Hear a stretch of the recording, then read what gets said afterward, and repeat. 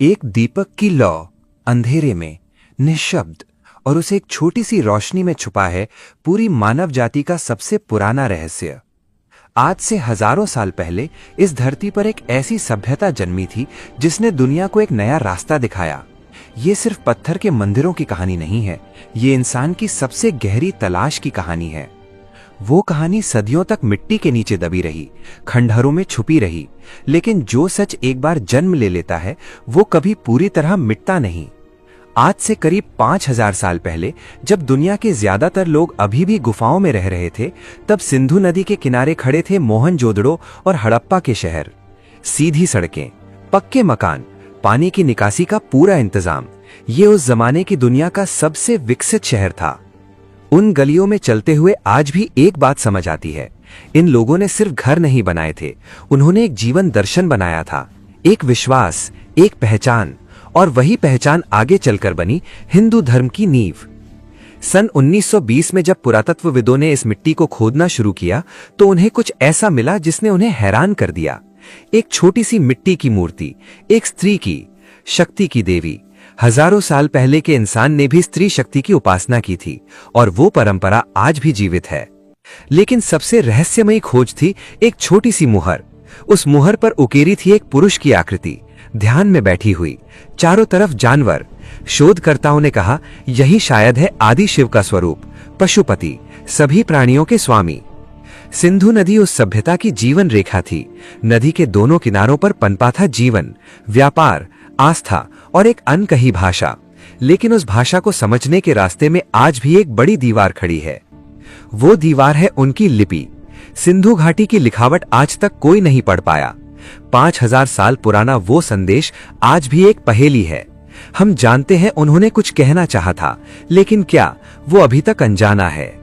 ये विशाल भूखंड जिसे हम आज भारत कहते हैं, तब एक जीवंत मंच था। पहाड़, नदियां, मैदान, समुद्र, हर भौगोलिक रूप ने इस सभ्यता को आकार दिया और इसी मंच पर धीरे धीरे पर्दा उठने लगा इतिहास के सबसे लंबे नाटक का। आज से करीब 4000 साल पहले एक खाना बदोश जाति पश्चिम से भारत की तरफ बढ़ रही थी। वो खुद को कहते थे आर्य, यानी श्रेष्ठ। वो अपने साथ लाए थे घोड़े, अग्नि और सबसे जरूरी चीज, अपने गीत। वो गीत थे देवताओं की स्तुति, प्रकृति की शक्तियों को नमन, और उन स्तुतियों को पीढ़ी दर पीढ़ी याद रखते थे बुजुर्ग पुरोहित। हर शब्द, हर सुर बिल्कुल सही, क्योंकि एक भी शब्द गलत हो जाए तो मंत्र का अर्थ बदल जाता है। रात के आकाश तले जलती थी यज्ञ की अग्नि। पुरोहित एक साथ मंत्र बोलते थे, वो स्वर हवा में घुल जाते और विश्वास था वो देवताओं तक पहुंचते हैं। यही थी उस ज्ञान की शुरुआत जो आगे चलकर बना वेद। यज्ञ की अग्नि में घी डाला जाता था और हर आहुति के साथ एक प्रार्थना उठती थी आकाश की तरफ। अग्नि, आग के देवता, वो दूत थे इंसान और देवता के बीच।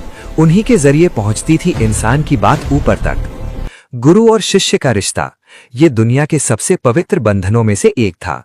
एक बुजुर्ग ऋषि के सामने बैठता था एक छोटा बच्चा, दीपक की रोशनी में, जंगल की खामोशी में, और शुरू होता था ज्ञान का सफर, एक पीढ़ी से दूसरी पीढ़ी तक। उस छोटे बच्चे की आंखों में होता था एक दृढ़ संकल्प। हर मंत्र याद करना उसकी जिम्मेदारी थी। गलती की गुंजाइश नहीं थी, क्योंकि वो सिर्फ शब्द याद नहीं कर रहा था, वो एक पूरी सभ्यता की आत्मा को अपने सीने में संजो रहा था। इस ज्ञान की साधना का केंद्र था जंगल, घने वनों में, नदी के किनारे, गुरु के आश्रम में। वहां कोई पत्थर की दीवार नहीं थी, छत थी आसमान, और पाठ्यक्रम था ब्रह्मांड के रहस्य। इन्हीं वन आश्रमों में पनपा था दुनिया के पहले विश्वविद्यालय का आदि स्वरूप। ऋषि बैठते थे, शिष्य सुनते थे और सवाल पूछते थे। हर सवाल का जवाब ढूंढा जाता था, सिर्फ आस्था से नहीं, तर्क से भी। 1000 साल पुरानी उन पांडुलिपियों में ऐसी बातें लिखी हैं जो पढ़कर आज भी रोंगटे खड़े हो जाते हैं। ऋषियों ने लिखा जीवन के अर्थ के बारे में, मृत्यु के बाद क्या होता है इसके बारे में, और सबसे गहरे सवाल के बारे में, मैं वास्तव में कौन हूं?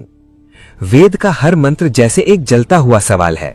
वो सवाल सिर्फ धर्म के नहीं, दर्शन के, विज्ञान के, इंसानियत के। संस्कृत भाषा का हर अक्षर जैसे रोशनी का एक टुकड़ा है, अंधेरे में रास्ता दिखाता हुआ। रात के तारों तले अकेले बैठते थे ऋषि, आकाश की तरफ देखते और सोचते, ये अनंत ब्रह्मांड कैसे बना, इस सवाल का जवाब ढूंढते ढूंढते उन्होंने लिखी इतिहास की सबसे साहसी कविता। उस कविता का नाम है नासदीय सूक्त और इसमें ऋषि ने पूछा, सृष्टि से पहले क्या था? न रोशनी थी न अंधेरा, न आकाश था न धरती, तो फिर क्या था? कौन जानता है, कौन बता सकता है? 2500 साल पहले पूछा गया ये सवाल आज भी आधुनिक विज्ञान पूरी तरह नहीं सुलझा पाया। लेकिन वेद ने सिर्फ सवाल नहीं किए, वेद ने सिखाया ध्यान की शक्ति को, मन को स्थिर रखने की कला को। ये शिक्षा इतनी गहरी थी कि हजारों साल बाद आज भी करोड़ों लोग उसी राह पर चल रहे हैं। वेद के ज्ञान ने कुछ लोगों के मन में एक अजीब प्यास जगाई। सिर्फ देवताओं की स्तुति करना काफी नहीं था, ईश्वर को समझना था। और तभी शुरू हुआ भारतीय दर्शन का सबसे साहसी अध्याय। शिष्य ने गुरु से पूछा, मैं कौन हूँ? उपनिषद, इस शब्द का अर्थ ही है गुरु के पास बैठकर सीखना, दीपक की रोशनी में, एकांत में। और इस शिक्षा में जो कहा गया वो था दुनिया के दर्शन इतिहास का सबसे क्रांतिकारी विचार। वो विचार था ब्रह्म, यानी एक परम सत्ता जो हर चीज की जड़ में है, जो आसमान में है, जमीन में है, नदी में है, तुम्हारी सांस में है। हर चीज को थामे हुए है वो एक अस्तित्व जिसका न कोई आरंभ है न कोई अंत। और फिर आया सबसे चौंकाने वाला सत्य। उपनिषद ने कहा, वो परम सत्ता और तुम्हारे भीतर की आत्मा अलग नहीं है। तुम ब्रह्मांड का एक हिस्सा नहीं हो, तुम खुद ब्रह्मांड हो। यही एक विचार आज भी दुनिया भर में लाखों लोगों की जिंदगी बदल रहा है। लेकिन दर्शन सिर्फ ऋषियों के आश्रम तक सीमित नहीं रहा। एक दिन एक युद्ध क्षेत्र में दर्शन सीधे आमने सामने खड़ा हो गया जिंदगी के सबसे कठिन सवाल के। उस जगह का नाम था कुरुक्षेत्र। उस विशाल रणभूमि में खड़े थे अर्जुन, हाथ में उनका प्रसिद्ध धनुष गांडीव। लेकिन सामने जिनसे लड़ना था वो थे उनके अपने रिश्तेदार, गुरु, मित्र। और उसी पल महावीर अर्जुन के हाथ कांपने लगे। अर्जुन की आंखों में आंसू, हाथ से गिरता हुआ धनुष। उन्होंने कहा, मैं नहीं कर सकता, ये युद्ध मुझसे नहीं होगा। ये सिर्फ एक योद्धा की कहानी नहीं है, ये हर इंसान की उस घड़ी की कहानी है जब सही रास्ता दिखता है लेकिन चला नहीं जाता। तब कृष्ण ने पलट कर देखा। उस नजर में था अनंत काल की शांति। उन्होंने एक हाथ उठाया और शुरू हुई दुनिया के इतिहास की सबसे महत्वपूर्ण बातचीत। एक रथ पर युद्ध के बीच दो इंसान आमने सामने, एक टूटा हुआ योद्धा और दूसरा जिसकी आवाज में था ब्रह्मांड का सत्य। वो बातचीत बाद में लिखी गई भगवद गीता में। कृष्ण की आंखों में देखो तो लगता है वहां अरबों साल का ज्ञान समाया हुआ है। उन्होंने कहा, अर्जुन, तुम शरीर को खत्म कर सकते हो लेकिन आत्मा को नहीं। आत्मा अजर है, आत्मा अमर है, आत्मा कभी मरती नहीं। और फिर कृष्ण ने दिखाया वो रूप जिसे देखकर भय और विस्मय एक साथ सांस रोक देते हैं। विश्व रूप, जिसमें पूरा ब्रह्मांड समाया हुआ था। सूरज, तारे, जीवन, मृत्यु, सब कुछ एक ही स्वरूप में। भगवद गीता की सबसे बड़ी सीख बस कुछ शब्दों में कही जा सकती है, कर्म करो, फल की चिंता मत करो। ये एक बात आज वैज्ञानिक मानते हैं, खिलाड़ी मानते हैं, व्यापारी मानते हैं, क्योंकि ये सिर्फ धर्म की बात नहीं, ये जीवन का सत्य है। भारत के दक्षिण में बने दुनिया के कुछ सबसे अद्भुत मंदिर, पत्थर में उकेरी गई ये वास्तुकला सिर्फ ईश्वर का घर नहीं थी, ये थी संस्कृति का केंद्र, कला का केंद्र, ज्ञान का केंद्र। मंदिर की दीवारों पर उकेरी हर मूर्ति एक कहानी कहती है। ब्रह्मा सृष्टि करते हैं, विष्णु पालन करते हैं, शिव रूपांतरण करते हैं। यही तीन शक्तियां मिलकर बनाती हैं ब्रह्मांड का पूरा चक्र। हिंदू पुराणों की सबसे नाटकीय कहानी है समुद्र मंथन। देवताओं और असुरों ने मिलकर महासागर को मथा, अमृत की तलाश में। इस कहानी में है संघर्ष, है चतुराई, है धैर्य और अंत में है पुरस्कार। विष्णु पालनहार, वो नीले हैं, शांत हैं, वो शक्ति हैं जो धरती पर बार बार आते हैं जब भी अन्याय बढ़ता है। राम के रूप में, कृष्ण के रूप में और भी कई अवतारों के रूप में वो आते हैं धर्म की पुनर्स्थापना के लिए। शिव, उन्हें कहते हैं संहार के देवता, लेकिन गलती मत करिए, संहार के बिना नई सृष्टि संभव नहीं। जो पुराना है वो टूटे नहीं तो नया क्या जन्म लेगा। शिव उस सत्य के प्रतीक हैं, परिवर्तन ही जीवन है। शिव की तीसरी आंख, ये सिर्फ एक आंख नहीं है, ये विवेक का प्रतीक है। वो दृष्टि जो सत्य और असत्य में फर्क देख सके। जिस पल वो आंख खुलती है, सत्य के प्रकाश में अन्याय जलकर राख हो जाता है। दुर्गा, शक्ति की देवी, 10 हाथों में 10 शस्त्र, वो शेर की सवारी करती आई थी जब सभी देवता हार मान चुके थे। जब दुनिया पर अंधेरा छा गया था, तब ये स्त्री शक्ति उठ खड़ी हुई। सरस्वती, ज्ञान की देवी, वीणा के सुर में जो पूरे ब्रह्मांड की लय समेटे हुई हैं। उनके हाथ में किताब ज्ञान का प्रतीक, जपमाला ध्यान का प्रतीक, वो याद दिलाती हैं ज्ञान ही सबसे बड़ी शक्ति है। लक्ष्मी, संपदा की देवी, लेकिन सिर्फ धन की नहीं, सौभाग्य की, स्वास्थ्य की, सुख की। उनका आशीर्वाद सिर्फ अमीरों के लिए नहीं, जिसका मन साफ है उसी को मिलती है लक्ष्मी की कृपा। हिंदू धर्म के स्वर्ण काल में भारत में बने कुछ ऐसे मंदिर नगर जिन्हें देखकर आज भी यकीन नहीं होता। विजयनगर साम्राज्य की वास्तुकला उस जमाने की दुनिया के सबसे बड़े शहरों में से एक थी। मंदिर के अंधेरे गलियारों में हर खंभा एक कहानी कहता है। भक्त हाथ में दीपक लिए चलते हैं, उस रोशनी में पत्थर के देवता जैसे जीवंत हो उठते हैं। यही अनुभव है तीर्थ यात्रा का असली अर्थ। हिंदू धर्म में शरीर और मन को समान महत्व दिया जाता है। हाथ की मुद्रा, हर भंगिमा एक भाषा है। चिन्ह मुद्रा ज्ञान का प्रतीक, अंजलि मुद्रा श्रद्धा का प्रतीक। ये भाषा बिना शब्दों के दिल से दिल तक पहुंचती है। योग, इस शब्द का अर्थ है मिलन, शरीर और आत्मा का मिलन, व्यक्ति और ब्रह्म का मिलन। ये साधना हजारों साल पहले भारत के जंगलों में जन्मी थी। आज पूरी दुनिया में करोड़ों लोग इसे अपनाते हैं। ध्यान की गहराई में जाने पर वक्त रुक जाता है, सब कुछ अदृश्य हो जाता है, बचती है सिर्फ एक अनुभूति, शांति की। इस अवस्था को ऋषि कहते थे समाधि, और कहते थे इसी अवस्था में इंसान सत्य के सबसे करीब पहुंचता है। हिंदू दर्शन में सत्य तक पहुंचने के 6 अलग रास्ते हैं। षड दर्शन, 6 रोशनियां 6 दिशाओं से आकर मिलती हैं एक बिंदु पर। यही विविधता है हिंदू धर्म की सबसे बड़ी ताकत। यहाँ सिर्फ एक सत्य नहीं, सिर्फ एक रास्ता नहीं। नालंदा विश्वविद्यालय, ये सिर्फ एक शिक्षा संस्थान नहीं था, ये था प्राचीन दुनिया के ज्ञान की राजधानी। चीन से, ग्रीस से, अरब से विद्वान यहाँ पढ़ने आते थे, और इस विश्वविद्यालय की नींव में था हिंदू दर्शन का वो विश्वास, ज्ञान सबके लिए है।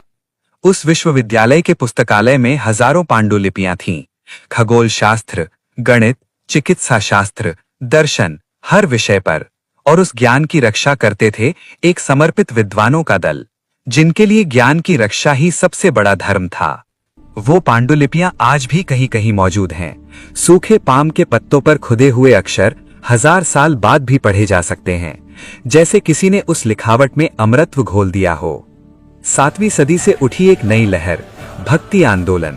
इस आंदोलन का संदेश था, ईश्वर सिर्फ मंदिर में नहीं रहते, ईश्वर रहते हैं दिल में, और उन्हें पाने के लिए सिर्फ एक चीज चाहिए, प्यार। मीराबाई एक राजकुमारी थीं, लेकिन उन्होंने राजमहल छोड़ दिया, ऐश्वर्य छोड़ दिया, क्योंकि उनके मुताबिक जिस दिल में कृष्ण का प्रेम है वही दिल सबसे अमीर है। मीरा की आंखों के आंसू ये दुख के नहीं हैं, ये आनंद के आंसू हैं। वो आंसू जो आते हैं जब दिल भर आता है। उनके भजन आज भी गाए जाते हैं, राजस्थान से लेकर दूर दूर तक, क्योंकि प्रेम की भाषा की कोई सीमा नहीं होती। चैतन्य महाप्रभु बंगाल की धरती से उठे। उनका संदेश था, हरि नाम लो, जात पात भूल जाओ, ईश्वर सबका है। और वो संदेश गांव गांव, राह राह फैल गया। चैतन्य के चेहरे की वो मुस्कान, वो कोई साधारण मुस्कान नहीं, वो उस आनंद की अभिव्यक्ति है जो भीतर से आती है, जिस आनंद के लिए किसी कारण की जरूरत नहीं, जिस आनंद का नाम है भक्ति। लेकिन इतिहास कभी सीधी लकीर में नहीं चलता। ब्रिटिश शासन के दौर में भारत पर आया एक नया संकट।